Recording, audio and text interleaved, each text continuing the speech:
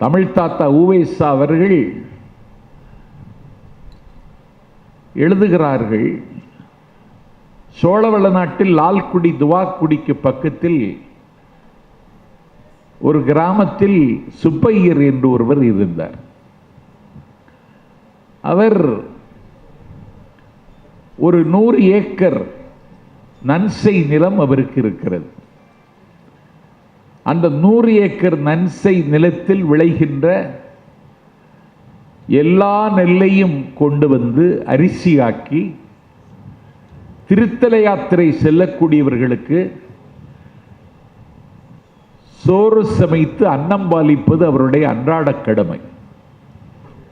அன்னம்பாலிப்பது என்று சொன்னால் ஏனோதானோ சாப்பாடு அல்ல.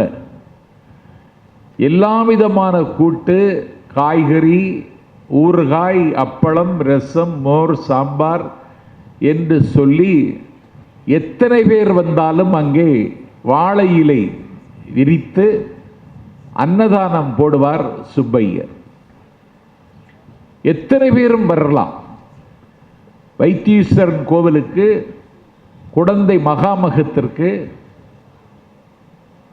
சிதம்பரத்திற்கென்று அந்த வழியாக சொல்லக்கூடிய திருத்தல யாத்திரை செய்யக்கூடிய அனைவருக்கும் அவர் அன்னம் பாலிப்பார். தினமும் எவ்வளவு பேர் வந்தாலும் சமைத்து போடுவார்கள். அவருக்கு அவருடைய அண்ணன், அவருடைய தம்பி, அவருடைய மனைவி, அவருடைய தங்கை, அவருடைய உற்றார் உறவர்கள் எல்லாம் அந்த வேலையில் தங்களை ஆட்படுத்திக் கொள்வார்கள். காய்கறி நறுக்குவது ஒருவர், சமைப்பது ஒருவர், பந்தி பரிமாறுவது ஒருவர், இலை நறுக்குவது ஒருவர் என்று சொல்லி அவர்களுக்குள்ளேயே வேலையை பங்கிட்டு சுப்பையர் அவர்கள் அன்றாடம் குறைந்தது 2000 பேருக்கு அன்னதானம். இப்பொழுது 10 பேருக்கு அன்னதானம் கொடுத்துவிட்டு அதை படம் எடுத்து இன்றைக்கு வெளிப்படுத்துகிறார்கள். 2000 பேர் தினசரி சாப்பிடுவார்கள் சுப்பையர் வீட்டில்.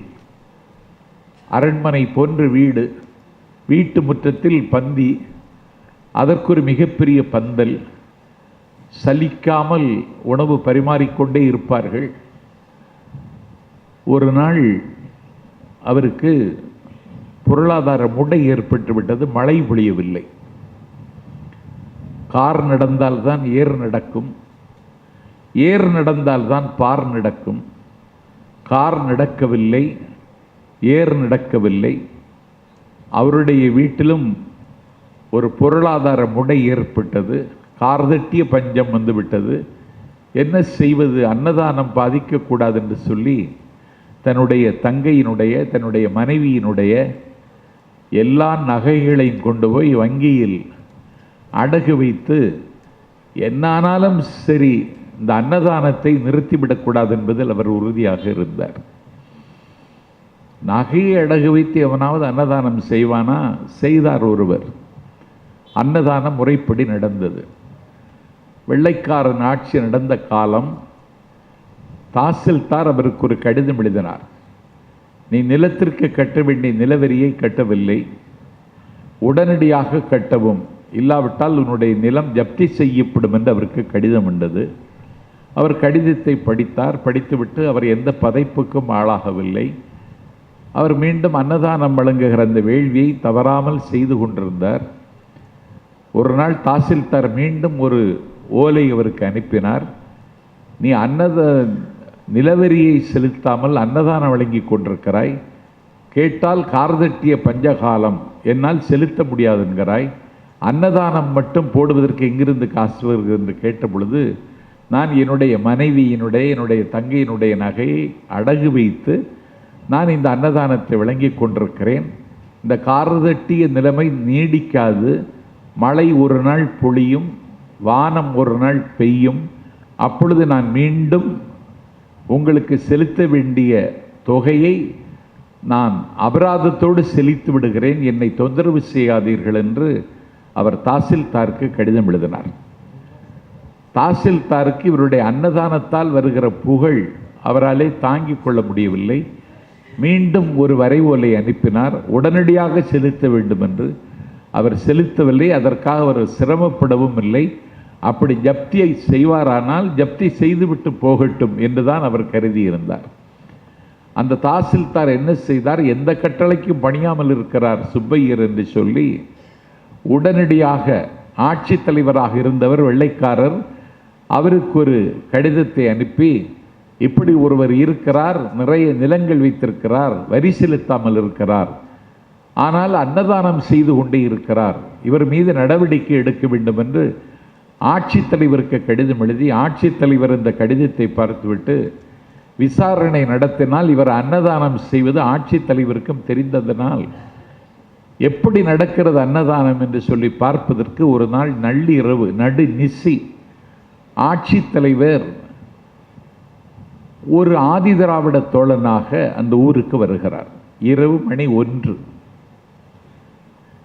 அந்த அரண்மனை போன்ற வீட்டினுடைய வாசலில் மதில் சுவருக்கு பக்கத்தில் நின்று கொண்டு, எஜமானே அப்படின்னு கூப்பிட்டு சோறு இருக்கான்னு கேட்கிறார் ஆட்சித்தலைவர். சோறு இருக்கான்னு கேட்டால படார் என்று துளி எழுந்து இருக்கு அப்படின்னு சொல்லி அவர் உள்ளே வர மறுக்கிறார். ஒரு சாதி தீண்டாமை நிலவில் இருந்த காலத்தில் தன்னை ஆதி திராவிடனாக காட்டிக்கொள்கிற ஆட்சித்தலைவர் மாறுவேடத்தில் வந்து அவருடைய வீட்டு காம்பவுண்டு சுவர் மதில் சுவரை தாண்டுவதற்கு அவர் யோசிக்கிறார். ஆதி திராவிட தோழர் ஆன காரணத்தினால்தான் அவர் மதில் சுவருக்குள்ளே வர மறுக்கிறார் என்று சொல்லி சுப்பையர் மரக்கால் நிறைய சோறு, நள்ளிரவு மரக்கால் நிறைய சோறு நிரப்பி இலையினால் செய்யப்பட்ட குடுவையில் கூட்டுகளை எல்லாம் வைத்து மோர், ரசம், சாம்பார் எல்லாவற்றையும் வைத்துக்கொண்டு மதிலுக்கு வெளியே கொண்டு வந்து சாப்பாட்டை மரக்காலோடு வைக்கிறார். இங்கேயே ஓடிக்கொண்டிருக்கிறது தண்ணீர், இந்த தண்ணீரை பயன்படுத்திக் கொள்ளுங்கள், வயிறார சாப்பிடுங்கள் என்று சொல்லுகிறார்.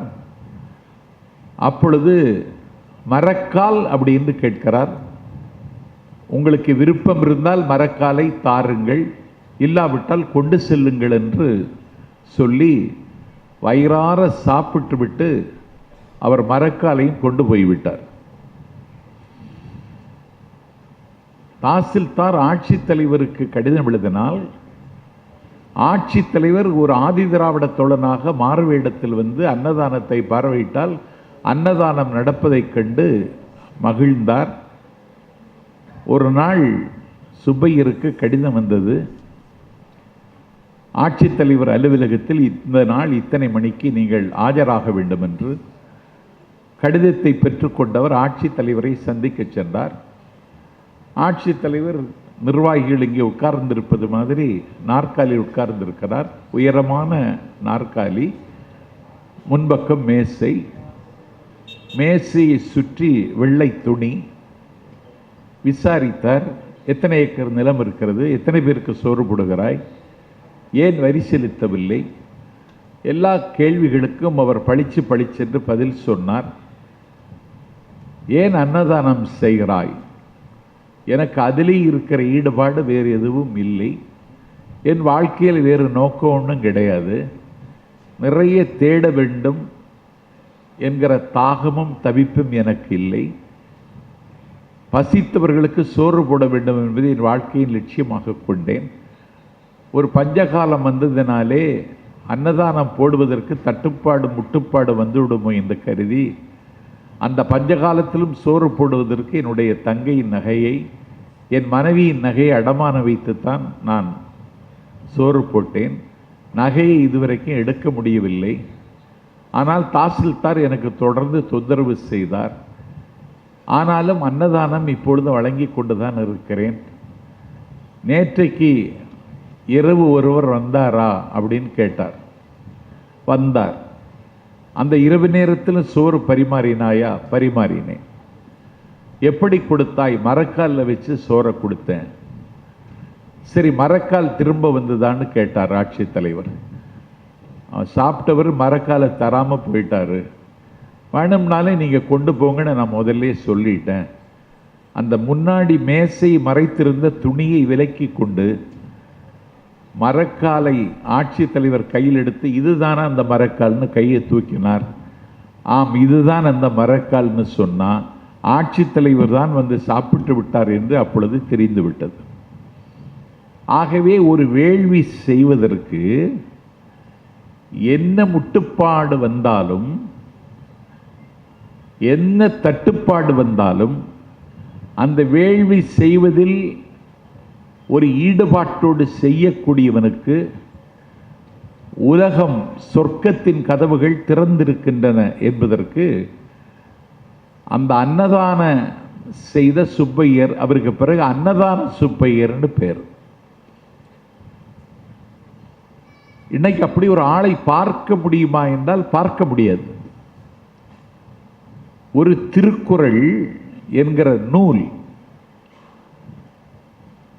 அன்னதான சுப்பையருக்கு ஆதர்சமாக இருந்தது. அதை அவர் நடைமுறைப்படுத்துவதற்கு அது அவருக்கு ஒரு வாசலை திறந்து வைத்தது.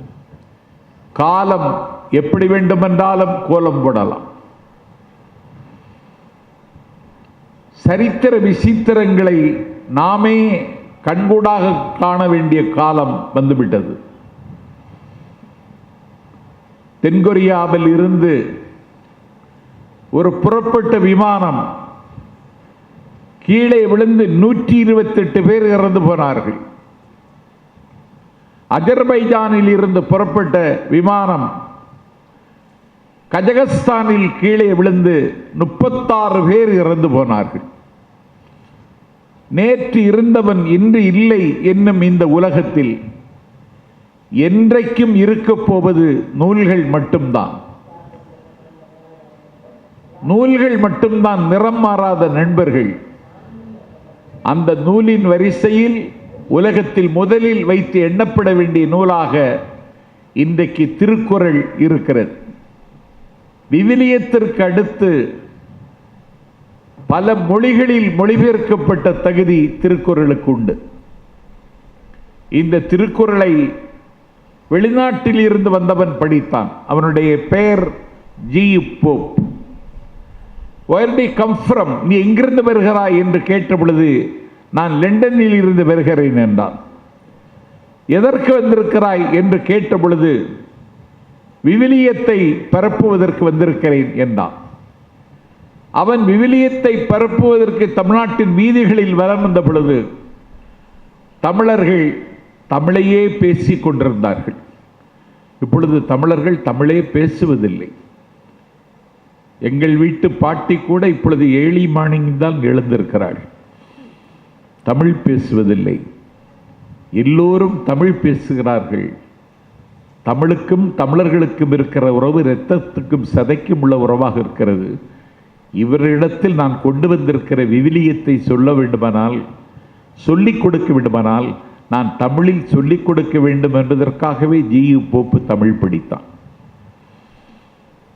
அவன் தமிழ் படித்தான். தமிழோடு சேர்ந்து திருவாசகத்தையும் படித்தான்.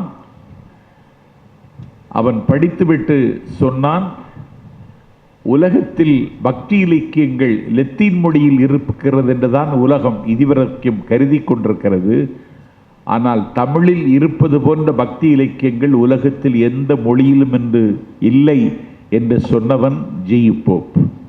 சொன்னது மட்டுமல்ல, திருவாசகத்தை படித்துவிட்டு it is phone melting songs, இது எலும்பை உருக்குகிற பாடல்கள் என்று எழுதி திருவாசகத்தை முதலில் ஆங்கிலத்தில் மொழிபெயர்த்து அகிலத்திற்கு கொடுத்தவன். திருவாசகத்திற்கு எழுதிய முன்னுரை ப்ரிஃபஸ் இன்றைக்கு படித்து பார்த்தாலும் படிக்கிறவர்களை வியப்பில் ஆழ்த்திவிடும்.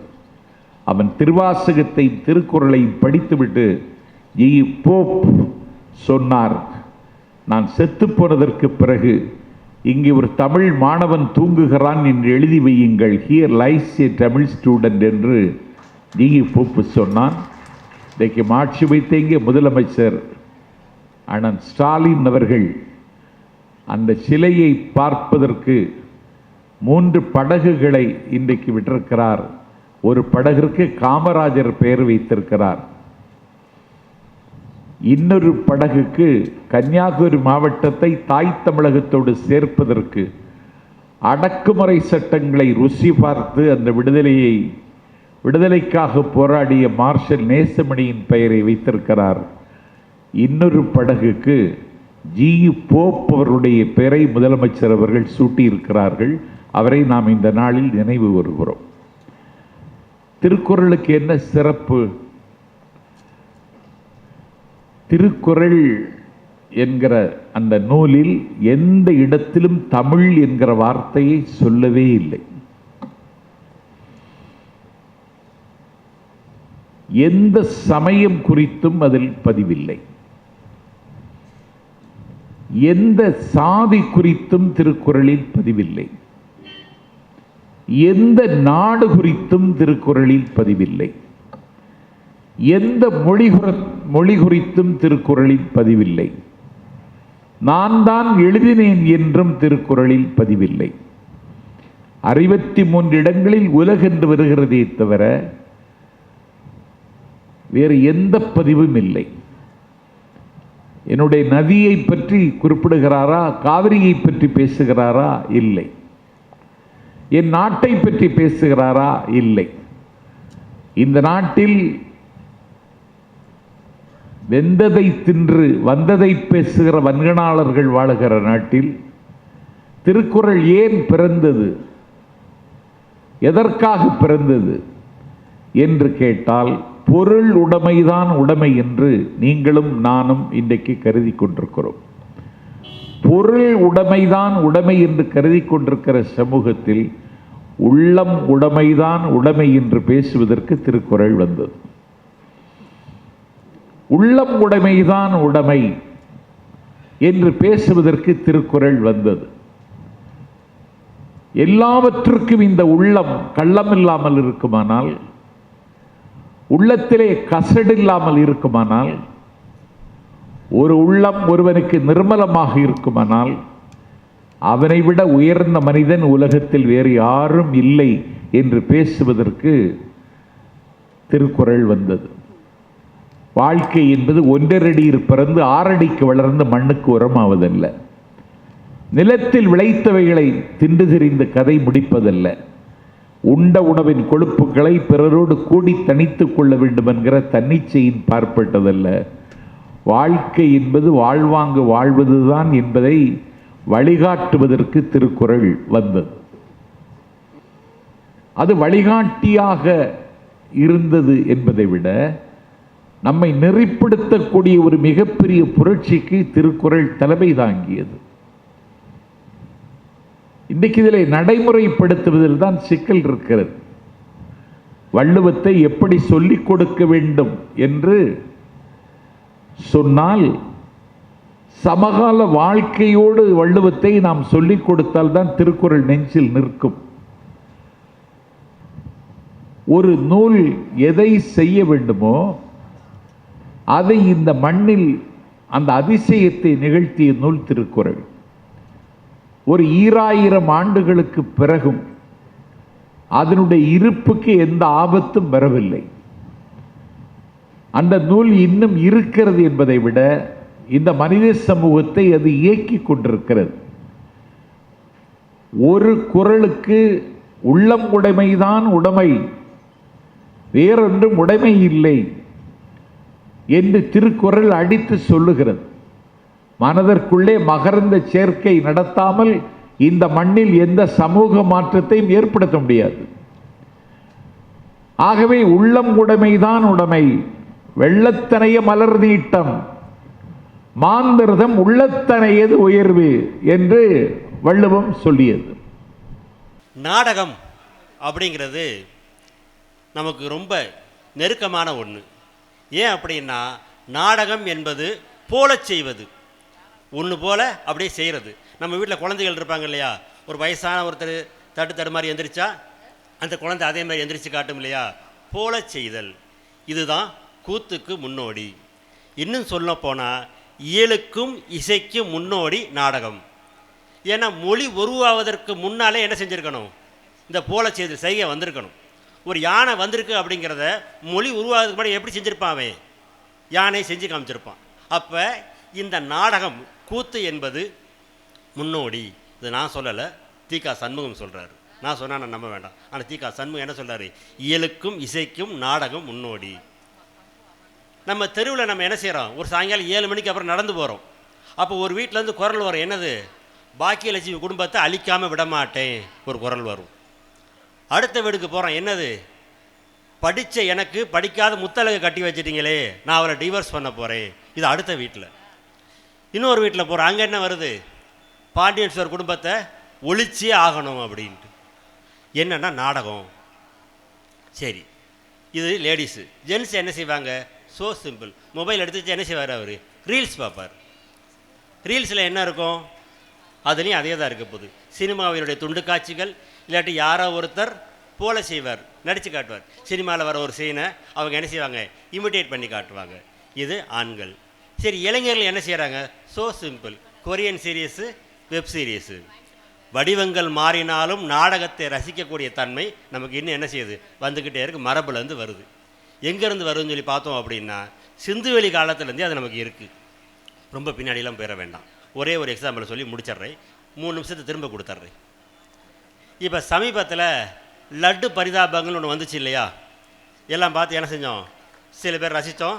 அதுக்கு என்ன செஞ்சோம்? நாங்கள் வழக்கு போடுவோம், நாங்கள் என்னென்னமோ சொன்னாங்க இல்லையா? இந்த பகடி இருக்கு இல்லையா? இது எங்கேருந்து வருதுன்னு சொல்லி பார்த்தீங்கன்னா, நமக்கு எங்கேருந்து வருது? தான் சார்ந்த மதத்தையோ தன்னுடைய உறவினர்களையோ இந்த பகடி செய்கிறோம் இல்லையா? இது எங்கேருந்து வந்தது அப்படின்னா, சங்க காலத்துலேருந்தே நமக்கு இருக்குது. ஒரு சின்ன உதாரணம். மகேந்திரவர்மன் பல்லவருடைய மன்னன், 7ஆம் நூற்றாண்டு. ஷேக்ஸ்பியருக்கு 1500 ஆண்டுகளுக்கு முன்னாடி ஒரு நாடகம் எழுதியிருக்கிறார், மந்த விலாச பிரகாசம். இந்த நாடகத்தோட பேர், எழுதப்பட்ட ஆண்டு 7ஆம் நூற்றாண்டு. முழுக்க முழுக்க பகடி செய்யப்பட்ட நாடகம், மதங்களை பகடி செய்யப்பட்ட நாடகம். கதையை நான் உங்களுக்கு சொல்கிறேன், பேரெல்லாம் வேண்டாம், டைம் ஆச்சு. இப்போ நமக்கு ஒரு கணவன் மனைவி 2 பேர் என்ன செய்கிறாங்க அப்படின்னா, அந்த மடத்துக்கு வர்றாங்க. 2 பேருமே ஃபுல் டைட்டு, கல்லுண்ட போதை. 7ஆம் நூற்றாண்டு.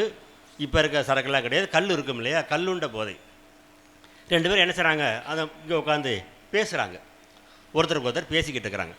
அப்போ இந்த மனுஷன் என்ன செஞ்சிட்டான்னா, தவறி போய் சம்சாரத்தோட பேரை தப்பாக சொல்லிட்டான், வேற ஒரு பேரை சொல்லிட்டான். அந்த அம்மாவுக்கு கோபம். அப்போ நீ என்ன செய்ய போகிற? விலைக்கு வைக்க போகிற.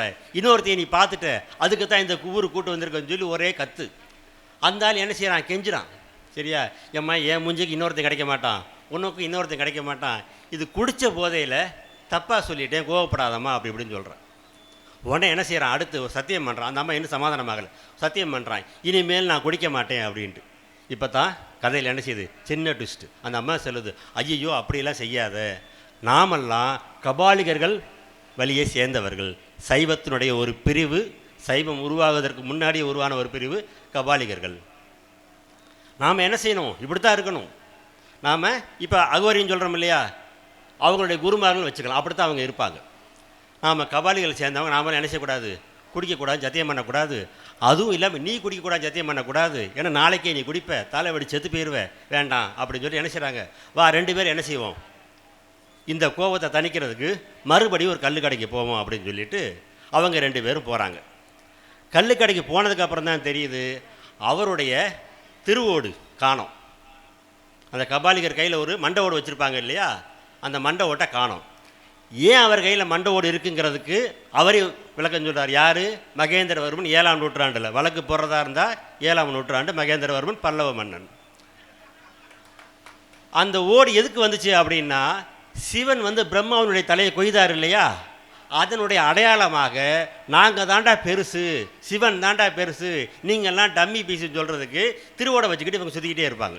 இது அவங்க இதுவும் அதில் கதையில் இருக்குது. இப்போ அந்த திருவோட்டை காணோம். கல் கடைக்கு போனதுக்கப்புறம் தான் தெரியும் திருவோட்டை காணோம். நம்ம ஆளுக்கு ரொம்ப கோபம், அந்த அம்மாவுக்கும் கோபம். யார் எடுத்தான்னு யோசிக்கிறாங்க. வா மறுபடியும் என்ன செய்வோம்? அந்த சத்திரத்துக்கு போவோம்னு சொல்லி அங்கே போய் போகிறாங்க. எங்கேயும் தேடி பார்த்தா காணோம். இப்போ நம்ம ஆளுக்கு என்ன செய்யுது? ஒரு பல்ப் எரியுது. என்ன அப்படின்னா, எனக்கு நல்லா ஞாபகம் இருக்குது, அந்த மந்த ஓட்டில் கொஞ்சோண்டு மாமிசத்துண்டு இருந்துச்சு, கொஞ்சோண்டு மாமிசத்துண்டு இருந்துச்சு. அதுக்கு ஆசைப்பட்டு தான் ஒன்று நாய் எடுத்துருக்கணும், அடுத்த ட்விஸ்ட்டு இல்லாட்டி ஒரு புத்த பிச்சு எடுத்துருக்கணும். சேட்டையை பார்த்தீங்களா? ஏன்னா மகேந்திரவர்மனுக்கு சமணர்களையும் புத்தர்களையும் பிடிக்காது. ஒன்று நாய் எடுத்துருக்கணும் அந்த மண்டை ஓட்ட சிக்கனுக்காக, இல்லாட்டி ஒரு பித்த பிச்சு எடுத்துருக்கணும் அப்படிங்கிறான். தேடிக்கிட்டு இருக்காங்க. இவன் நேரத்துக்கு, இவன் நல்ல நேரத்துக்கு கெட்ட நேரத்துக்கு அந்த பக்கம் ஒரு புத்த பிச்சு போகிறாரு. இந்த பையன் தான் எடுத்தான், கூப்பிட அவனை அப்படின்னு சொல்லி என்ன செய்கிறாங்க, அவனை கூப்பிட்டு கேட்குறாங்க. இப்போ இவருக்கு அவருக்கு என்னது வாக்குவாதம். இப்போ அந்த புத்த பிச்சு என்ன சொல்கிறாரு, நான் எதுக்குறா உன்னுடைய திருவோட திருடணும், அதில் இருக்க சிக்கன் துண்டை திருடணும், எனக்கு தேவைன்னா நானே அதை என்ன செய்வேன், செஞ்சு சாப்பிடுவேன் அப்படிங்கிறேன். யார்? புத்த பிச்சு. அடுத்த பகடி புத்த பிச்சு என்ன செய்கிறார், இப்போ கொல்லாமையை பேசக்கூடிய புத்தருடைய புத்த பிச்சு என்ன செய்கிறார், இப்போ சிக்கன் சாப்பிடுவேன்னு சொல்கிறாரு. இப்போ இது ரெண்டுக்கும் மத்தியஸ்தம் பண்ணுறதுக்கு இன்னொருத்தனை கூப்பிட்டு வர்றாங்க. அவன் ஆசீவக மதத்தை சேர்ந்தவன். அவனுக்கு ஒரு பேர். அவனுக்கு ரொம்ப சந்தோஷம். என்ன அப்படின்னா, நம்ம மதத்தில் நம்ம நாட்டாமையாக இருக்கிறோம், இங்கே ஒருத்தன் கபாலிகரில் ஒருத்தன் குடிச்சிக்கிட்டு நிற்கிறான், இங்கிட்டு புத்த பிச்சு ஒருத்தன் திருட்டு பழைய சமந்துட்டு உட்காந்துருக்கான் அப்படின்னு என்ன செய்கிறான், அவனுக்கு ரொம்ப சந்தோஷம். இப்படியே என்ன செய்யுது, மத்தியஸ்தம் போய்கிட்டே இருக்கு. அந்த நேரம் பார்த்து அந்த பக்கம் என்ன செய்கிறான், ஒரு திருட்டு பையன் வர்றான். அவன் கையில் அந்த மண்டை ஓடு இருக்குது. இதுதான் என் மண்டை ஓடு, இதுதான் என் திருவோடு அப்படிங்கிறான். அவன் இதுதான் ஒன்று தான் அப்படின்னு சொல்லி கேட்டு அவன் என்ன செய்கிறான், இதை நாய் தூக்கிட்டு வந்துச்சியா அப்படின்னா. இதை நாய் கொண்டு வந்து எனக்கு கொடுத்துச்சு, இப்போ நான் இதை உனக்கு கொடுக்குறேன், நீ வச்சுக்கோ அப்படின்ட்டான். 7ஆம் நூற்றாண்டில் எழுதப்பட்ட கதையை தோறும் முடிஞ்சு போயிடுது. ஆசீவகத்தை பகடி பண்ணியாச்சு, புத்தத்தை பகடி பண்ணியாச்சு, கபாலிகரில் பகடி பண்ணியாச்சு, இவங்க குடிக்கிற கல், இவங்க சாப்பிட்ற சிக்கன்லேருந்து எல்லாத்தையும் என்ன செஞ்சாச்சு, பகடி பண்ணியாச்சு. 7ஆம் நூற்றாண்டில் இந்த நாடகத்தை என்ன செஞ்சிருக்காரு, எழுதி அரங்கேற்றப்பட்ட நாடகம் இந்த நாடகம். கூத்து நம்மள்கிட்ட இருந்துச்சு, கூத்து தான் என்ன செய்யுது, நாடகமாக மாறுது. கூத்துக்கு நாடகத்துக்கு என்னத்தான் வித்தியாசம், நாடகம் உங்கள் கையில் இப்போ இருக்க ஃபோன், கூத்து பட்டன் ஃபோன், அவ்வளோதான். கூத்து நாடகம் முடிஞ்சு போச்சா. அடுத்தது நடனம். எல்லோரும் சொல்லுவாங்க இல்லையா, டான்ஸுன்ட்டு. நல்லா கவனிங்க, வெறும் இசைக்கு மட்டும் ஆடினால் அது நடனம். பாட்டு போட்டு அந்த வரிக்கு ஏற்ற மாதிரி அபிநயம் பிடிச்சிட்டா அது நாட்டிய நாடகம்.